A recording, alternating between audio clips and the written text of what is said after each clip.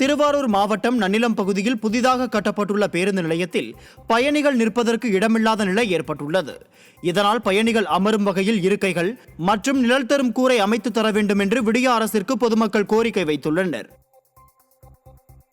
தென்காசி மாவட்டம் சங்கரன்கோவில் அருகே 2க்கும் மேற்பட்ட வாகனங்கள் மோதிக்கொண்ட விபத்தில் 5க்கும் மேற்பட்டோர் படுகாயமடைந்தனர். சங்கரன் கோயிலில் இருந்து நாகர்கோயிலுக்கு சென்ற காரும் திருநெல்வேலியில் இருந்து சங்கரன் கோயிலுக்கு வந்த காரும் பனவடலி சத்திரம் அருகே நேருக்கு நேர் பயங்கரமாக மோதி விபத்துக்குள்ளாகின.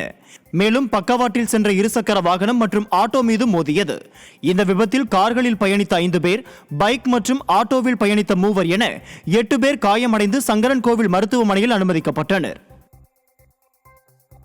திருவண்ணாமலை மாவட்டம் வந்தவாசியில் மாவட்ட ஆட்சியரின் ஆய்வு காரணமாக பொதுமக்கள் அல்லல்படும் சூழல் நிலவியது.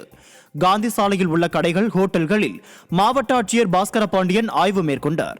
அப்போது ஆட்சியர் வந்த வாகனம் சாலையிலேயே நிறுத்தப்பட்டதால் பேருந்து, லாரி உள்பட மற்ற வாகனங்கள் சாலையில் செல்ல முடியாமல் போக்குவரத்து பாதிக்கப்பட்டது. இதனால் அவசர தேவைக்கு சென்ற பொதுமக்கள் செல்ல முடியாமல் சிரமம் அடைந்தனர். ஆட்சியரின் நடவடிக்கையால் பொதுமக்கள் முகம் சுளிக்க வைத்தது. ராணிப்பேட்டை மாவட்டம் ஆற்காடு அருகே பழமை வாய்ந்த ஆலமரத்தை அகற்றுவதற்கு எதிர்ப்பு தெரிவித்து பொதுமக்கள் போராட்டத்தில் ஈடுபட்டதால் பரபரப்பு நிலவியது. மேல் விஷாரத்தில் உள்ள தனியார் கல்லூரி அருகில் 60 ஆண்டுகள் பழமை வாய்ந்த ஆலமரம் உள்ளது. இந்த ஆலமரத்தின் கீழே வேல் வைத்து அப்பகுதி மக்கள் வழிபாடு நடத்தி வருகின்றனர். இந்த ஆலமரத்தை நெடுஞ்சாலைத்துறையினர் அகற்ற முயன்றனர். இதனை அறிந்த பொதுமக்கள் ஆலமரத்தை சுற்றிலும் அமர்ந்து போராட்டத்தில் ஈடுபட்டனர். ராணிப்பேட்டை மாவட்டம் அரக்கோணம் நகரமன்ற கூட்டத்தில் திமுக, அதிமுக உறுப்பினர்களிடையே வாக்குவாதம் ஏற்பட்டதால் பரபரப்பு நிலவியது. அரக்கோணம் நகராட்சியின் நகரமன்ற கூட்டம் விடியா திமுக நகரமன்ற தலைவர் லட்சுமி பாரி தலைமையில் நடைபெற்றது. இதில் வளர்ச்சி திட்டப் பணிகளில் பாரபட்சம் காட்டப்படுவதாக கூறி அதிமுக உறுப்பினர்கள் வாக்குவாதத்தில் ஈடுபட்டனர். அப்போது திமுக உறுப்பினர்களும் குறுக்கிட்டு பேசியதால் அவையில் கூச்சல் குழப்பம் ஏற்பட்டது. புதுச்சேரி மாநிலம் முத்தியால்பேட்டை பகுதியில் அமைந்துள்ள தென்கலை ஸ்ரீனிவாச பெருமாள் கோவில் பிரம்மோற்சவ விழா கடந்த 5ஆம் தேதி தொடங்கிய நிலையில் இன்று தேரோட்டம் நடைபெற்றது. கோவிந்தா கோஷத்துடன் வடம் பிடித்த பக்தர்கள் பெருமாளை மகிழ்ச்சியுடன் வணங்கி சென்றனர்.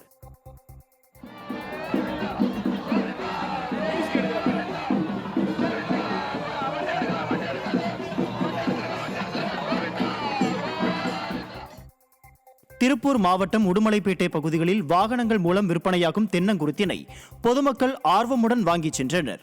இனிப்பு சுவையுடன் கூடிய இயற்கை உணவான தென்னங்குருத்து சர்க்கரை நோய், கல்லடைப்பு, பசியின்மை, அல்சர், வாய்ப்புண், உடல் உஷ்ணம், வெள்ளைப்படுதல், வாய்ப்புண், கண்ணெரிச்சல் உள்ளிட்ட நோய்களுக்கு மருந்தாகிறது.